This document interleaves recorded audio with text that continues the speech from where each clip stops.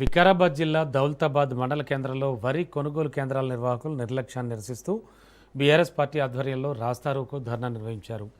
మద్దూరు కొడంగల్ రహదారిపై జరిగిన ఈ ఆందోళనతో వాహనాల రాకపోకలకు తీవ్ర అంతరాయం ఏర్పడింది. ఈ ధర్నాకు మాజీ మంత్రి సబితా ఇంద్రారెడ్డి, ఎమ్మెల్సీ నవీన్ రెడ్డి, స్థానిక మాజీ ఎమ్మెల్యే పట్నం నరేందర్ రెడ్డి హాజరై మద్దతు తెలిపారు. రైతుల సమస్యలపై ప్రభుత్వ నిర్లక్ష్యాన్ని నిరసిస్తూ నేతలు ఆందోళన వ్యక్తం చేశారు. రైతులు ఆరుగాలం కష్టపడి పండించిన పంటను సకాలంలో కొనుగోలు చేయకపోవడంతో తీవ్ర ఇబ్బందులు ఎదుర్కొంటున్నారని ఆరోపించారు. కొనుగోలు కేంద్రాల్లో గన్నీ బ్యాగుల కొరత, రవాణా సౌకర్యం లేకపోవడం వల్ల రైతులు పంటను రోజుల తరబడి రోడ్లపై ఆరబోసుకోవాల్సిన పరిస్థితి ఏర్పడిందన్నారు. రైతు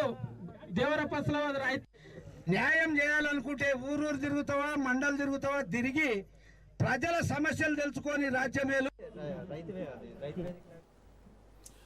ఇప్పటికైనా ప్రభుత్వం వెంటనే స్పందించి రైతుల పంటలను సకాలంలో కొనుగోలు చేయాలని ఆమె డిమాండ్ చేశారు.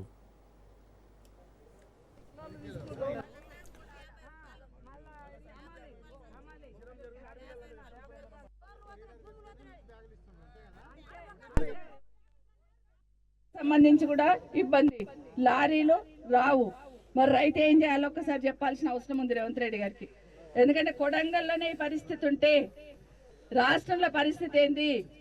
గతంలో కేసీఆర్ గారు 87 వస్తాము, ముఖ్యమంత్రి గారు క్యాంప్ ఆఫీస్ దగ్గర వస్తాం. నిన్నగాక మొన్ననే కొడంగల్ వచ్చినప్పుడు ఏం చెప్పారు ముఖ్యమంత్రి గారు? నాకు పార్టీలతో సంబంధం లేదు, మీ బిడ్డ ఉన్నాడు ఈడ, మీరు ఎన్నైనా కొంటా, ఎంత డెవలప్మెంట్ అయినా చేస్తా, పార్టీలు పక్కన పెట్టుకోండి అన్నాడు.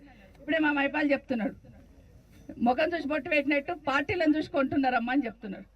మరి రైతును కూడా పార్టీ పరంగా చూసి ధాన్యం కొంటున్న దౌర్భాగ్య ప్రభుత్వం ఏదంటే ఖచ్చితంగా కష్టాలు బుక్ చేసుకున్నాం.